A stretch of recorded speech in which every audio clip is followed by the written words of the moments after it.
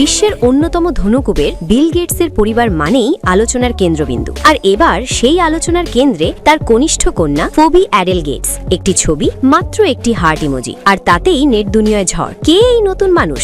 সত্যিই কি আবার প্রেমে পড়েছেন ফোবি? সম্প্রতি ফোবি গেটস তার ইনস্টাগ্রামে একটি ছবি শেয়ার করেন। ছবিতে তার পাশে দেখা যায় চ্যাজ ফ্লিন নামের এক যুবককে। ক্যাপশনে কোনো কথা নয়, শুধু একটি লাল হৃদয়ের ইমোজি, আর এতেই নেটিজেনদের চোখ কপালে। ছবিটি প্রকাশের পরপরই কমেন্ট বক্স ভরে যায় অভিনন্দন আর মজার মন্তব্যে। কেউ লিখেছেন, পুরনো ভালোবাসা এবার যেন স্থায়ী হয়। চ্যাজ ফ্লিন ফোবির জীবনে একেবারেই নতুন কেউ নন। দুজনেই একই হাই স্কুলে পড়াশোনা করেছেন, শৈশব থেকেই বন্ধুত্ব, এমনকি অল্প সময়ের জন্য সম্পর্কও ছিল তাদের। এক সাক্ষাৎকারে ফোবি নিজেই জানিয়েছিলেন যে, আমি 15 বছর বয়স থেকেই চ্যাজকে চিনি। অনেক বছর পর সেই পুরনো বন্ধুত্বই যেন আবার নতুন করে প্রেমে রূপ নিয়েছে। এর আগে ফোবি প্রেমে জড়িয়েছিলেন ব্রিটিশ সঙ্গীত কিংবদন্তি পল ম্যাককার্টনির নাতি আর্থার ডোনাল্ডের সঙ্গে। 2023 সালের শেষ দিকে শুরু হয় তাদের প্রেমের গুঞ্জন। 2024 সালের মাঝামাঝি ফোবি নিজেই বিষয়টি নিশ্চিত করেন। তবে 2025 সালের শেষ দিকে সেই সম্পর্কে ইতি টানে দুজন, আর ব্রেকআপের মাত্র 1 মাস পরই নতুন সম্পর্কের ইঙ্গিত। ফোবি গেটসের এই নতুন সম্পর্ক নিয়ে